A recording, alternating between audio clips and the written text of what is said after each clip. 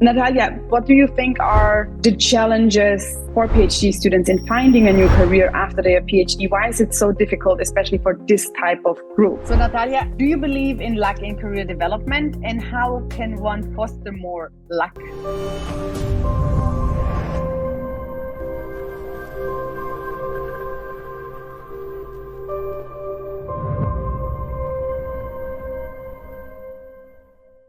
Hello, everyone, and welcome, Natalia Bielczyk.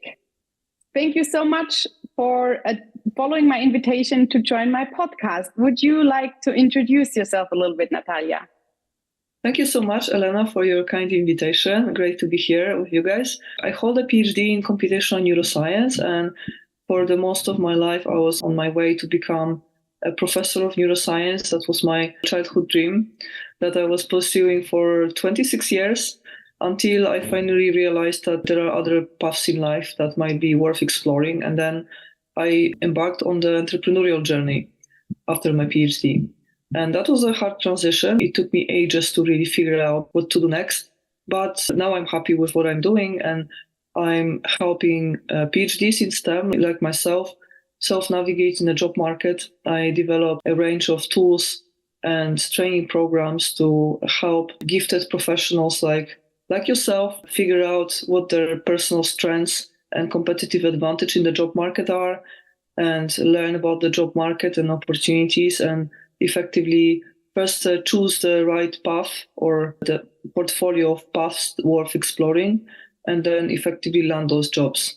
So this is what my objective is right now, but I'm always open to new opportunities. And this career development, especially in 2023, is really interesting because of the dynamic job market and the new developments, especially centered around AI. So this space is moving really quickly.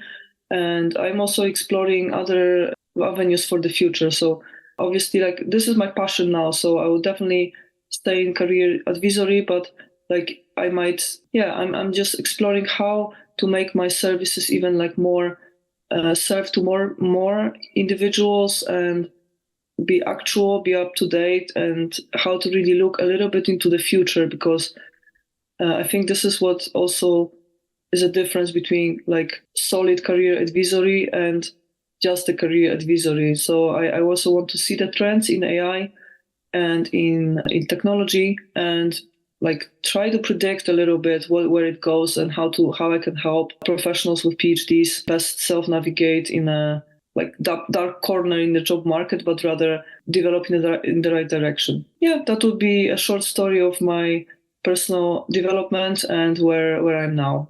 Wow, I absolutely love it, Natalia. It's amazing. And it's also good. I mean, you did the transition yourself, right? And you also realized how hard and difficult it is. And I'm just at the same kind of point.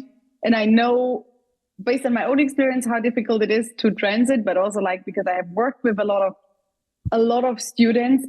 Natalia, you're really into this, you talk probably to a lot of students on a daily basis. What do you think are the challenges for PhD students in finding a new career after their PhD? Why is it so difficult, especially for this type of group?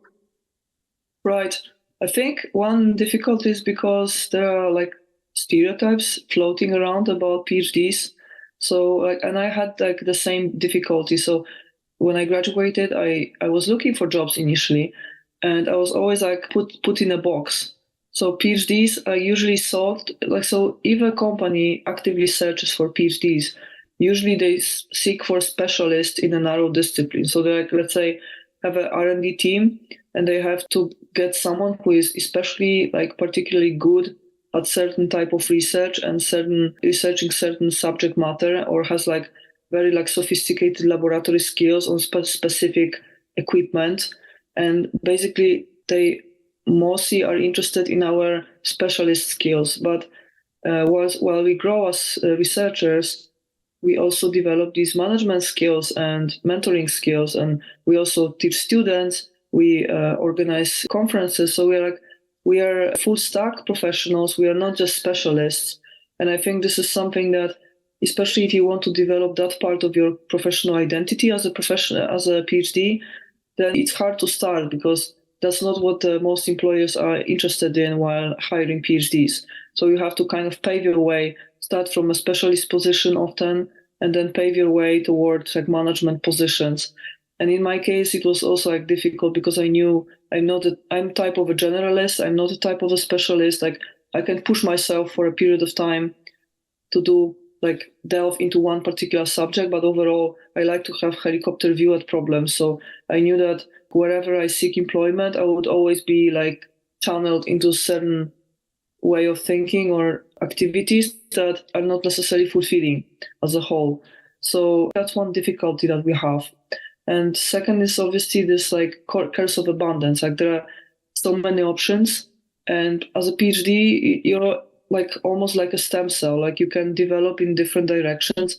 You could become a corporate person. You can become a freelancer or entrepreneur, or you might join a public institution. And like we have common in mentality and in working style, we have commonalities with the different tribes, and it's hard to make a choice where to go. And these are like fundamentally different work environments with different rules.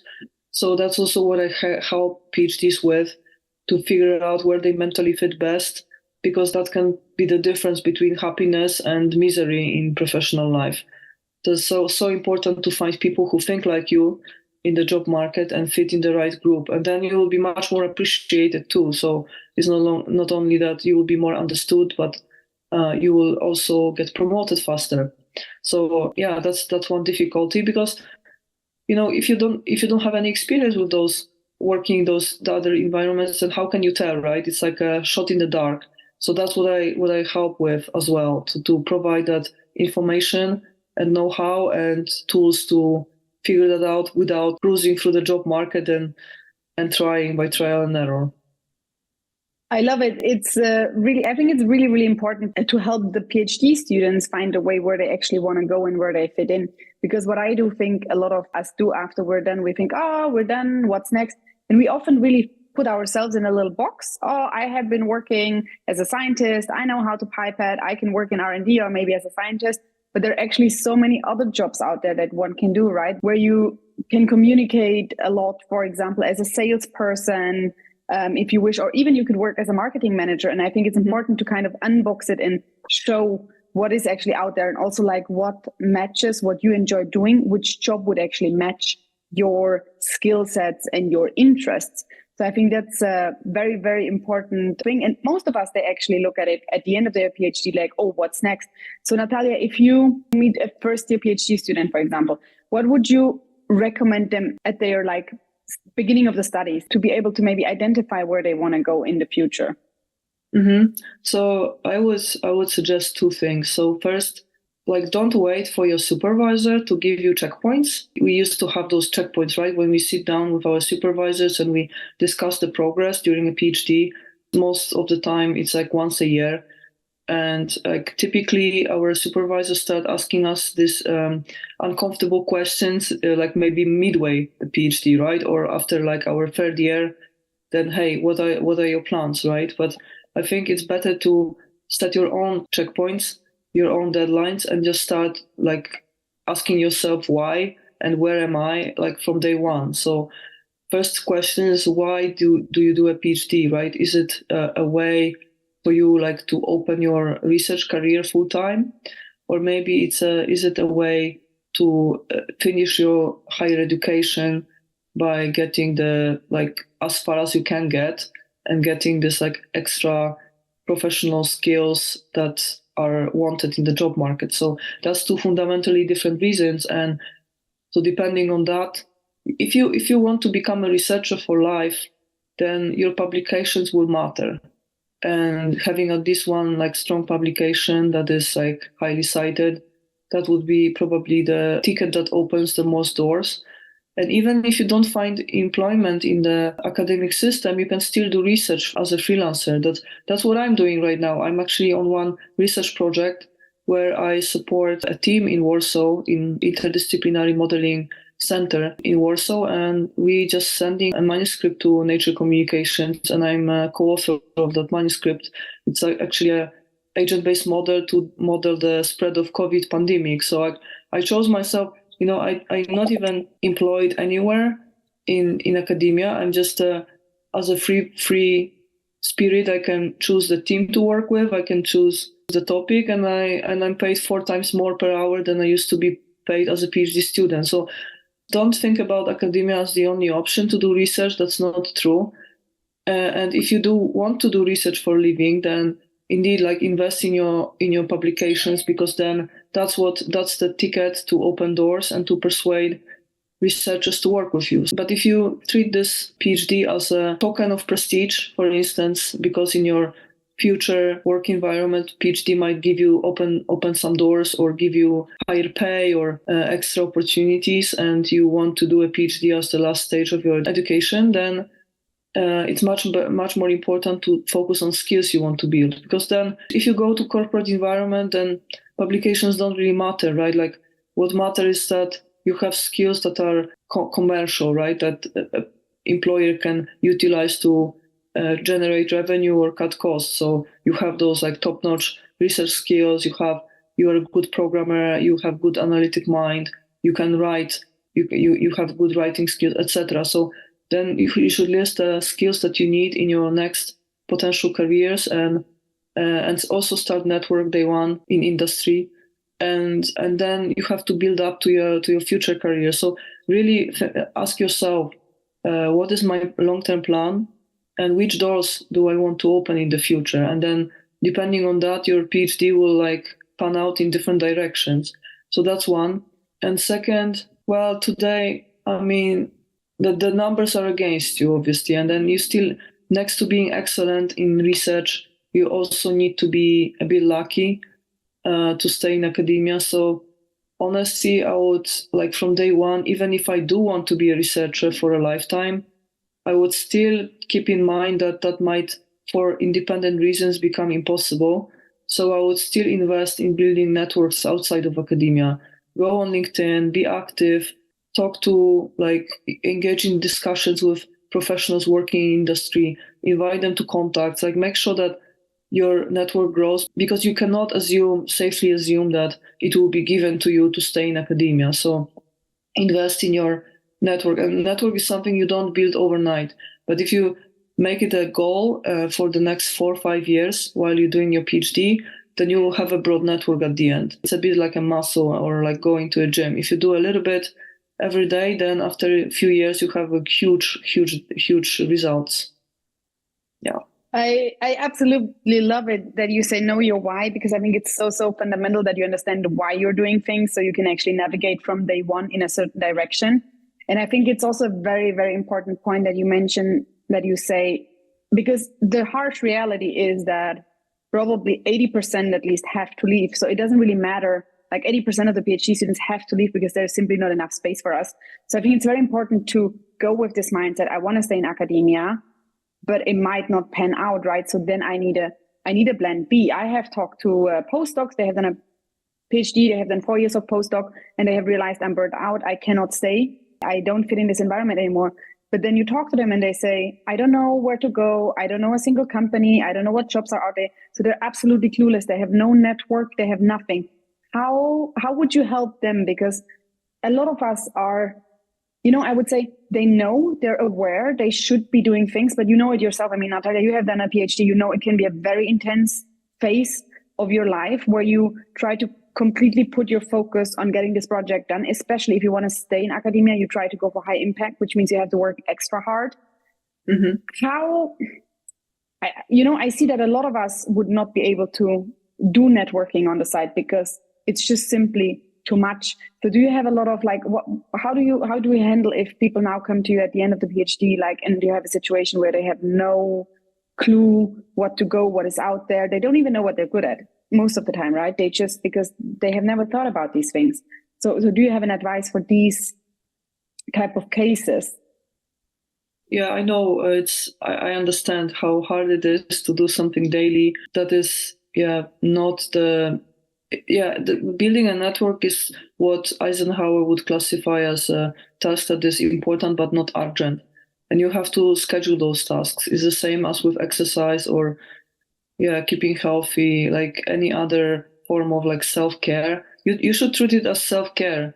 and self-care should be scheduled into your like practice. But like what the good news is that we live in times, especially after the pandemic, when networking online has pretty much the same status as not networking in real life. So if you discuss originally on social media, people treat you like a friend. And actually, last week I met Andrew Abashev, who is very active in the academic community on LinkedIn. And I used to just bounce back ideas back and forth with him and just comment on each other's posts because we have certain like similar interests. And we met for the first time in real life last week when he was passing by San Francisco for a conference. We went for a whole day of a hike. We spent the whole day talking, and it was like literally like talking to an old friend that you knew for years and years. And so that's, for me, that's a sign that even chatting online briefly, even if we didn't even have a Zoom call, like we were just bouncing comments once in a while. That's it. And that was enough to kind of develop this mutual understanding that is easily transferable to like real life. So don't undervalue those like little like exchanges online. And one technique that is really efficient is net weaving, which is the idea is that you go out to people, for instance, on LinkedIn, but not with the purpose of getting something from them, but from like giving something to them. So you basically read through posts, read through people's like creativity and their questions and their issues and their comments. And you try to think, okay, whom can I help and how? And then you try to only make constructive comments using your knowledge. And that helps a lot because that's when people remember you and want to connect with you. And that's in the end, like they spread good news about your knowledge and about yourself. And those like recommendations are very powerful. So the net weaving is really like relaxing because you're not focused on how people perceive you or like how people see you, and you're not focusing on performing, you're just focusing on helping others. So like if you have that mindset, okay, every day I will sacrifice 10 minutes of my time, let's say in the lunchtime, to go on LinkedIn and help people, then it doesn't feel like a big commitment. But if you do it for a few years, all of a sudden you have 10,000 follows, a lot of like people who are willing to put a good word for you, a lot of like faithful followers, and all of a sudden you have, if you ask for a job, all of a sudden you have like a bunch of opportunities on your desk. Yeah, so this is how networking works, and it's really like little snippets of time that you can, even like scrap from your free time. Let's say that a meeting like just ended like 10 minutes before it was supposed to, right? And you have next meeting in 15 minutes, and you have like this whole, and you can make yourself tea and just go on social media for just a few minutes just to help one or two people, right? Like briefly. And that's like, you can just treat this as a secondary like priority and just basically only do it when the opportunity presents. But still, if you do it for a few years, then you will see the results. What would I recommend to PhDs who are lost? Well, like this is exactly what I'm trying to prevent. So prevent that from happening, that there are people who are completely lost at the end of their PhD, but I understand why this happens. And I can say, well, you have to start from self-discovery. So instead of blasting job applications, because I see it so often that PhDs, they just want to make a quota. They're like, okay, if I like answer to 10 job offers every day, then after 3 months I have to have something, right? If I blast 1,000 applications, then by the like bare statistics, like I have to land something. But it doesn't work like this. So it's much better to first figure out what your like natural potential is, where you fit best, where you provide the best like value in the job market. And that's exactly what I'm helping PhDs with. And then be quite selective about the job offers that you're applying for, and really pay attention to write a competitive letter. This is actually, the good news is that it's easy to learn that. It's just a few rules you have to follow. to stand out as an applicant, and really focus on showing those employers that you really want to work there, that it's not just a random application, that it's actually you care about their team and about their company, and then you have a much better chance of getting in. But this self-discovery must go first. That's my point. Absolutely love it. And I couldn't agree more. Again, self-discovery is so important, because I guess you have to know who you are and what you enjoy doing in order to find something that really fulfills you, because otherwise you just go out and it's very random and you end up in a position that you will never enjoy because it just doesn't match your values. It doesn't match what your interests are. So that's a very, very good point. From your opinion, what do you think, what are the best careers in 2023 for PhDs, and how do you think that the development of AI changes this whole landscape of opportunities? What is your opinion on this? I know you look at these things a little bit. Yes.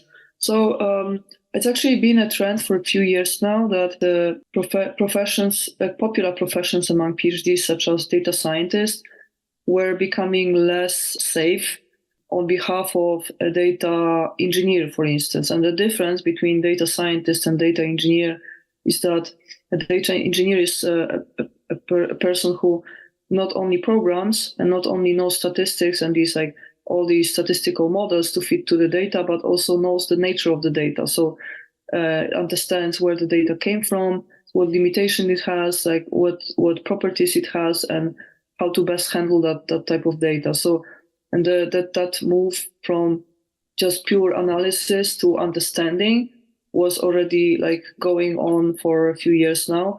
But now I think more than ever, it's actually important to know the whole process. So to whenever you go to industry, make sure that you can utilize your background knowledge, and that the position you choose is at least partly associated with some form of development or analysis around the subject matter that you know best, because this is these little nuances around the data and experience from analyzing and doing experiments, and this hands-on experience that makes a difference between a good cook and bad cook, right? It's just sometimes you have to cook many, it's not about just going according to a recipe, but you have to cook many times to know.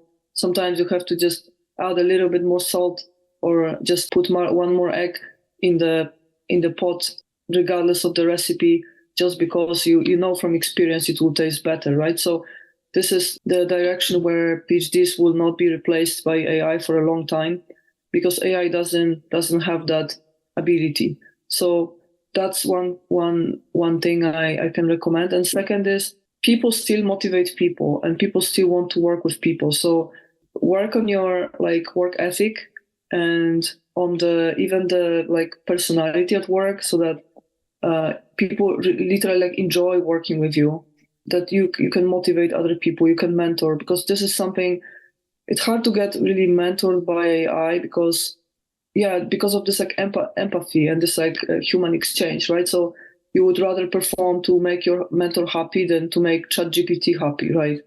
So it's choosing those routes where you have close contact with people and you have to motivate them, teach them, train them. This is still safe direction. Yeah. And I could talk for hours. It's overall, it's we live in the times of the big unknown, but overall, you have to, again, coming back to the previous question, discover what your strengths are and hone those strengths, because there will always be a job for whoever is best of the best in their craft. Cool. I like it a lot.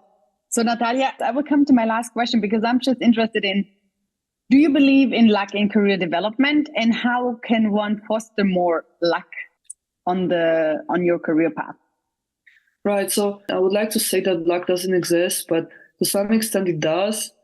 So some people are privileged by birth, right? They have a better network, they have better resources at the start. But I think that in the long run, luck is not necessary. So it's useful, but it's not necessary to be successful. That's how I like to think about it. And you can create your own luck. It's these situations. Usually, when you think about careers, it's not a linear growth. it's typically like there are some inflection points that put your career on the next level, right? Like you meet the right person, or you have that random thought walking through the park. Like it's like usually like there's just a sequence of little events that lead to like big change in your career. So the question is how to ignite those inflection points. And usually this is what you should be focusing on. So one well-established method is to network with people who are better than you. Like here in San Francisco, well, maybe I have to compromise on my living conditions, as you can see, but comes at the price of being around people who are like best of the best in their craft, and they are motivating, and they basically put my own thinking on the next level. I can see even being here that I experience more ideas than I normally have. I don't suffer from lack of ideas, but here it's like almost makes me suffer how many trains of thoughts I have every day because of these people around me. Everyone is just they like wheels are turning 24/7. So I became the same. So it's like being around the right people, even if sometimes you have to take a punt and compromise on something else and invest your time, invest your resources, that it's still worth it. And so that's one. And the second thing is, I think sometimes it's just about how you interpret certain events. So like, you could say when you lose a wallet and it comes back, but without cash in it, but with your documents still intact, then you could say, oh, I was so unlucky, I lost my money. Or you could say, oh, I'm so lucky because my ID card is still there, right? So it's like sometimes lucky people are the people who are just more tuned in this to think positively about events. And there's like nothing that is different in their situation. It's just that they perceive it in a more positive angle. So I that's something I'm also trying to learn to just look at the bright side of things, because that's like how, as human species, that's not how we are naturally tuned. We are tuned to look at the downsides, but I'm trying to always look at the positives. So yeah, we are maybe all more lucky than we think we are. So I'm trying to also appreciate the things that I've got, even though these are maybe tiny things. But hey, I have a great neighbor on the left and I have great neighbor on the right, and they're like amazing young entrepreneurs, and just, like little things, and just appreciate them, share that appreciation. And then people also will be more willing to come to you and work with you and share with you if you're that person who can be grateful for what you already have. And people really like grateful individuals. So you'll get more opportunities from that as well. I love it. Sometimes you just have to change the way you think of things, and they're actually not that bad. So that's a very, very nice ending that we could take. Just try to look from the bright side, because there is always something that is good about a situation. It's just about finding it and turning something not so pleasant into something where you feel like, okay, what is a learning, or how could I have done it differently? Or just to think, how has it served me, instead of thinking I'm so unlucky, now I experienced this and that, instead of think, how has it helped me maybe, or how will it help me in the future? What have I learned? And sometimes just taking a learning is already quite important, and to say this is how it is, but for the next time I will do it differently. And I think it's a mindset thing. And I think it's very important, Natalia. And thank you so much. It was really, really nice talking to you. Very informative, Natalia. Thank you so much. Thank you so much.